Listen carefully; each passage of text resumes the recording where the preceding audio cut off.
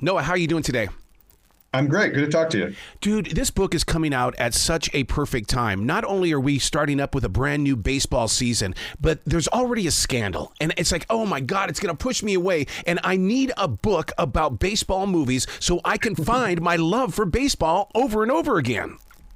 Yeah, absolutely. That's what the baseball movie does. It really is like a concentrated version of our like childhood love for this game. You know, when you get to the climactic moment in the movie, you feel like a kid all over again. And that's my favorite part of it. But I will say there are a baseball movie or two about gambling scandals. Yeah. So if you're looking for nostalgia, you might want to stay away from those.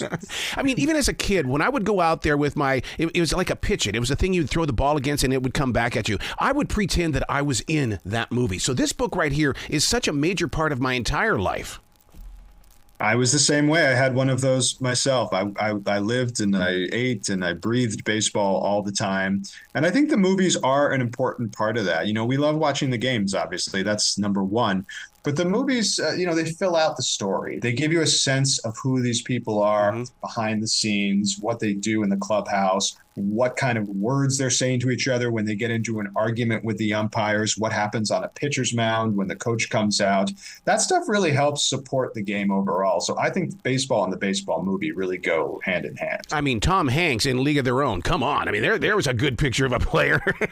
Iconic. You know, and loosely based on real people, but of course, Tom Hanks bringing his special Tom Hanksness to it to elevate it and make it just the most entertaining thing you've ever seen. Do you get to go out and travel to all of these baseball fields? Because, I mean, I would love to sit in the seats with you at ours in Uptown Charlotte for our Charlotte Nights, because there's just something very poetic and beautiful about a baseball field. When I travel, I definitely try to get to the closest baseball stadium, whether it's major league, minor league, or independent league. I like watching high school games too, to be honest with you. There's something very pure about that without the announcers and all the fanfare and everything.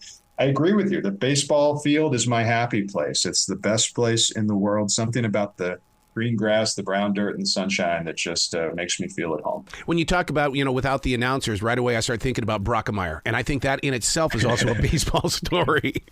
Oh, 100%. The book doesn't focus on TV. It's more about baseball, but I do mention Brockmire in the book. The baseball movie has sort of gone to these other places. It's not as popular as it used to be, but there are baseball series happening. Yep. The Brockmire, they did remake A League of Their Own into a series a couple of years ago. And there are a lot of baseball documentaries going on right now, many of them straight to streaming services, but they're very popular. So the narrative around baseball, the drama of baseball is definitely still popular, and I think always will be. Do you still think that we live that lifestyle, baseball, apple pie? I don't think we do, and I think that's why the baseball movie is so heartwarming, because it reminds us of a simpler time. Many of these movies, like The Sandlot is a great example. I mean, it's just built on the idea of nostalgia and remembering what it's like to be a kid when things were simpler. And I think, baseball at its best does that for us. Oh, my God. I mean, you say The Sandlot, and right away, I mean, that was my life, except we would play home run derby out there in the front yard, and it would hit the lady's house across the street. God, she would get so pissed off at us. But, man, of course. When I saw The Sandlot, I'm going, this is my life. Yeah, she just didn't have a big, scary dog. But besides that, it's the exact same thing. Are we going to see you at any baseball card shows? Because this seems to be the kind of thing. That's where I met Yogi Berra, was at a baseball card show. Oh, man. I would love to. I'd love to go to some baseball card shows. I'd love to go to some fan conventions as well while I'm out there traveling with this book. I'll definitely be on the lookout for that sort of thing. When you put a book like this together, what did you learn knowing that we were going to pick up on it? There's so many stories that I learned that just, I had no idea, even as a devotee of this genre and of this game. I'll give you one example. Everybody knows the film Major League, of course, about the Cleveland then Indians. One of the fun facts I learned was that Charlie Sheen, a paragon of virtue that he is, took steroids for that film to get his fastball up to 85 miles an hour, even though, of course, on film, you can't tell the difference. He's such a committed actor that he said, I'm going to do this as if I were doing it in the real major leagues. Speaking of films capturing the entire essence, I still sometimes believe that we haven't mastered that art yet. It's like, because I would like to take some VR goggles and go watch a baseball game, because then I can look around and see the real atmosphere, whereas the flat screen is still pretty much flat. Yeah, I think that's true. I mean, some of the technological advances that we've come to, they bring you closer to the game in some ways, but they distance you in other ways. I mean, to me, baseball is a game that is meant to be experienced in person. There's nothing like sitting in a stadium on a summer evening with the sun going down, with a beer in your hand, listening to those sounds and watching this incredible game. And I think the baseball movie actually can capture that at its best. Would you say Field of Dreams with the life after the movie came out? Because, I mean, they've got that museum up there. They've got that city that everybody just embraces. Is it the greatest baseball film of all time? You know, it's such a hard one because some people love that movie and some people hate that movie. And it's weird because there's not really that much baseball in it, but they're talking about baseball the whole time. So I think it's too divisive to say it's the greatest. For me, we're talking Bull Durham, A League of Their Own, Major League, Moneyball. Those are really, that's like the Mount Rushmore, the unimpeachable baseball movies. How did you feel about when the baseball players make their way to the acting stage? Well, it's best when it's in small doses, is what I would say. You know, there's a movie from 1962, I think, called Safe at Home with Roger Maris and Mickey Mantle. Do not seek it out. One of the worst baseball movies ever made.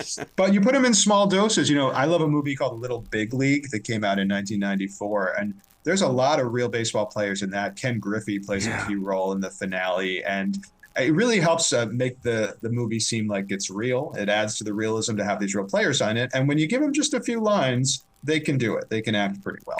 Don't you think that we are that generation now that needs to have a Ted Williams movie? Oh, my gosh. I mean, there's so many players that I think could make a great movie, but Ted Williams is definitely up there. I would put Roberto Clemente on the list. I think he would make a great movie as well. And then there's guys like, you know, Ricky Henderson, who are just such huge personalities that I would love to see a big screen treatment of that. Well, with Ricky Henderson, though, would you make it a comedy? I think you'd have to. I think you'd have to. A dark comedy. What's your go-to when it comes to movies? I mean, because if there's anything that's about Babe Ruth, I have to watch it. Black or white, whatever. I've got to watch that movie. Well, my dirty little secret is I'll watch pretty much any baseball movie because even if it's not good, if they nail the ending, if I feel like the big game is going to be good, I'm in all the way. I mean, the movie I probably watched the most over the years is The Bad News Bears, I would say, just because I saw it when I was a kid and I still love it today. I think it actually holds up as a great film today. And of course, it's been hugely influential to the sports movie genre. Are you going to turn this into a documentary that we can pick up on Netflix? I sure hope so. Yeah. I think it would make a great documentary or a documentary series. You've got the clips you can share. There are great interviews in the book with baseball players, filmmakers, just smart baseball people. We could get them as talking heads in the documentary, and I think it'd be a fantastic way to go. And you know what the next step after that would be? Would be to put it in the Baseball Hall of Fame, because my God, I mean, baseball movies help share and sell the game of baseball. You know, there actually is a small baseball movie exhibit in the Hall of Fame right now. Yeah, they have some artifacts and props from the movie stuff, but I think it should be expanded. I agree with you. I think they should be selling my book. I think they should be making a movie about it. I'd love to be part of that. Is it weird to relinquish this book now to the readers? Because, I mean, you're up, so up close and personal with those pages, but now they kind of belong to us, dude. Yeah, I mean, it's exciting. I spent so long with this book, and one of the most exciting parts was getting blurbs from people I really respect in the game. I got Ron Darling, one of my favorite players, to say some nice things about it. Joe Posnanski, one of the great baseball authors, did. So knowing that they liked it definitely helps me. But my real goal is to get this to the people who love baseball movies. And my hope is that if it does well, maybe it could spark some new interest in the baseball movie and get a few more of them made. Well, I'll tell you how it inspired me. It influenced me to hit Amazon Prime to look for baseball movies, because, I mean, you're sitting there talking about it. I'm going, geez, I didn't see that one. So, I mean, look at what you're doing, dude. That's my hope. I really love this genre of film, and I just want other people to love it too. That's it.